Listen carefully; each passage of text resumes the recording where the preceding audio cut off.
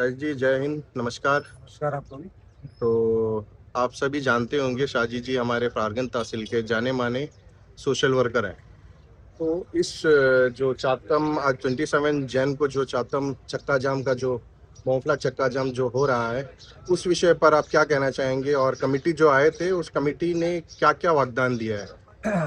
सबसे पहले मैं कहना चाहता हूँ आज जो बमकुला डिट्टी में जो चक्का जाम किया गया है, कम से कम 350-400 पब्लिक यहाँ पर इकट्ठा हुआ था। और डीएसएस डायरेक्टर और पीएमबी का डायरेक्टर और एसडीएम साहब भी आए हुए थे। तो हमारा जो है मुद्दा जो है वैकल फेरी, जो न्यू वैकल फेरी डिट्टी है, वहाँ पे वोट भिड़ाने का मुद्दा था। इससे पहले भी वहाँ में हमारे ग्रुप का तरफ से पानीपत मूवमेंट और एकता मंच के थ्रू एक डेलीगेट्स वहाँ पे लेटर करस्पॉन्डेंस वगैरह किया गया था। तो आश्वासन भी दिया गया था कि वहाँ पे एक सर्वे करके वहाँ पे वोट भिड़ाने का प्रयास करेंगे।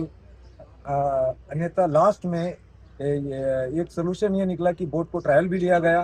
ट्रायल लेने के बाद बोट कामयाब सही तरीका से बढ़ाया भी गया। तो वहाँ पे बुलाड और फिंडर का इश्यूज था। तो इस मैटर में भी बात होने के बाद 2 से 4 दिन का टाइम पूछा था। आज करीबन 25 दिन हो गया। 25 दिन होने के बाद भी पब्लिक को कोई रिस्पॉन्स नहीं मिला है। इस वजह से आज यहाँ पे चक्का जाम किया गया। मगर चक्का जाम करने के बाद भी पब्लिक को पूर्ण तरह से कोई आश्वासन या एश्योरेंस या कोई टाइम बाउंड नहीं दिया गया कि इतना दिन के अंदर में किया करेंगे और वहाँ पे वोट भिड़ाएंगे। फिर भी 20-22 दिन का टाइम उन्होंने पूछा है। तो और सिक्योरिटी पर्पस के ऊपर में बोल रहा है कि अंडमान में जो जेटी है, वैकल फेरी जेटी, वो डेंजर पोजीशन में है, वो सेफ्टी पोजीशन में नहीं है। तो ये सब एक बहानाबाजी किया गया है। तो मैं कहना चाहता हूँ अंडमान में जितना भी ferry boat, वैकल ferry boat, चाटम, डंडस point, हाथी टापू, पानीघाट, जितना भी जेटी है अंडमान में, वो सारा जेटी जो है कोई भी आफ्टर सुनामी के बाद सेफ्टी कंडीशन में नहीं है। तो ये एक बहाना बना के पब्लिक को हरासमेंट कर रहा है। और जो चाटम जो ब्रिज है, चाटम जो ब्रिज, वहां से पब्लिक एक बोट आने पर करीबन नहीं करके 100-150 पब्लिक पैदल जाता है। अगर इन फ्यूचर ऊपर खुदा ना खास्ता अगर वो पुल डैमेज हो जाता है, उसका जिम्मेदारी कौन लेगा? अंडमान निकोबार वाले ने उसका जिम्मेदारी कौन लेगा? कोई रिस्पॉन्सिबिलिटी लेगा? ओटम तो कोई सेफ्टी पर्पस नहीं है। पब्लिक गिरा, पब्लिक मरा, बस इतने कहानी होता है।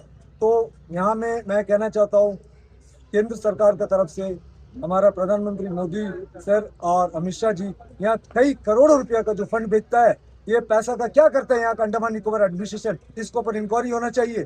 क्योंकि चाटम जो ब्रिज है, इससे पहले करीबन 4 साल पहले वहाँ पे पूरा कंप्लीट कंक्रीट का दीवार का तरह जो स्लैब बिछा के पूरा जेटी बनाया था। ओटम जो कार्गो शिप बिड़ता है, तो उसमें भी एक एक कार्गो शिप जब आता है तो गाड़ी चलता है, कम से कम 500-600 टन कैपेसिटी वाला गाड़ी चलता है रात को 10 बजे से 4 बजे तक का।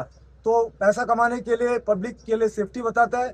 और जिस बड़ा बड़ा जो पैसा वाला लोग है, बड़ा बड़ा टाइफून लोग है, उनके लिए अलग कानून।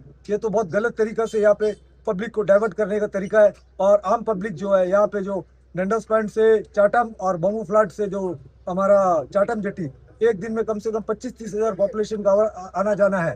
तो साथ ही साथ ये पब्लिक के लिए कोई सुविधा नहीं दे रहा है, बहानाबाजी कर रहा है। बोट में कोई सेफ्टी पर्पस नहीं है, बोट में ठीक से लैट्रिन बाथरूम नहीं है, ना तो ठीक से कोई फैन है, ना खिड़की दरवाजा, बारिश का टाइम बैठने के लिए जगह नहीं, सीट भी डैमेज है।